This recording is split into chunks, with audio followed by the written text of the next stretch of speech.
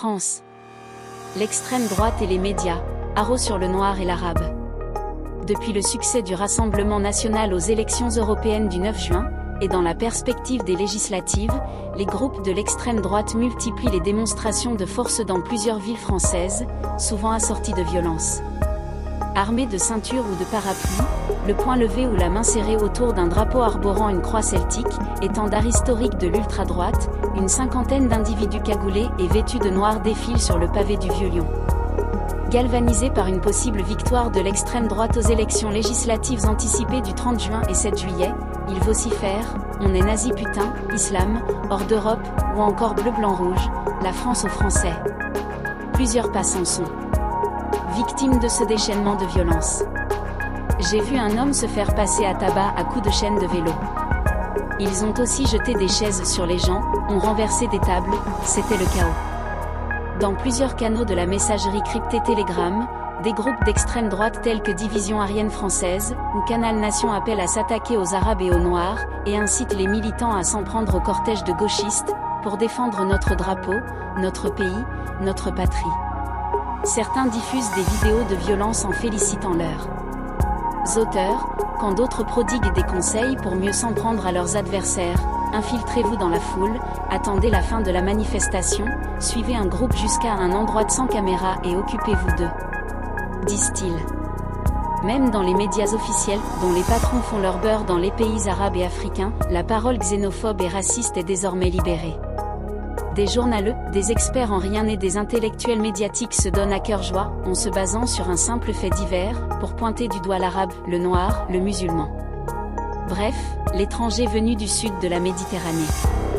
Si les États arabes et africains avaient un minimum de dignité, ils auraient viré tous ces grands patrons de presse, dont Bolloré, le patron de l'inénarrable chaîne CNews, qui est parti de l'Afrique avec un pactole de 5,7 milliards de dollars.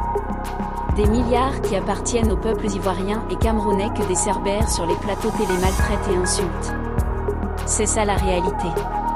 Et je ne parle même pas des royaumes fantoches du Golfe Persique, devenus des repères pour voyous, et de tous ces patrons qui y cachent leur misère mentale et noient leur mal-être dans la drogue, l'alcool et le vice.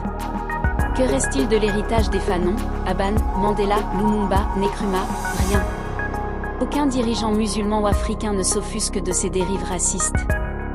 Pour moins que ça, pour avoir amplement interdit les écrivains russes dans les universités européennes, au début du conflit en Ukraine, les ambassadeurs de France et d'Italie à Moscou ont été convoqués au ministère russe des Affaires étrangères et sortis de l'entretien par la porte de service comme des moins que rien et la queue entre les pattes. Ce n'est pas le cas avec les dignitaires africains, arabes et musulmans. Non, les éternels rampants et soumis continuent d'alimenter à coups de milliards les caisses de ceux qui les insultent et les traitent comme des sous-hommes. Ces chaînes de télévision continuent d'émettre dans la plupart des pays musulmans et instiller leur venin contre leurs ressortissants. Pays indépendants, disent-ils? De quelle indépendance parlent-ils? Le comble, même les ressortissants français vivant en Afrique et dans certains pays arabes ont voté Rassemblement national. Ils doivent penser qu'il y a trop de Noirs en Afrique et trop d'Arabes dans les pays arabes. Trop d'étrangers dans les pays étrangers.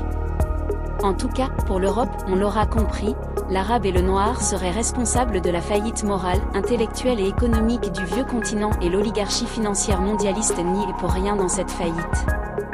La campagne législative en France est rythmée à nouveau par des mensonges et des amalgames racistes envers les musulmans notamment, au nom de l'accusation d'antisémitisme manipulée par des leaders d'opinion et des politicards sans envergure.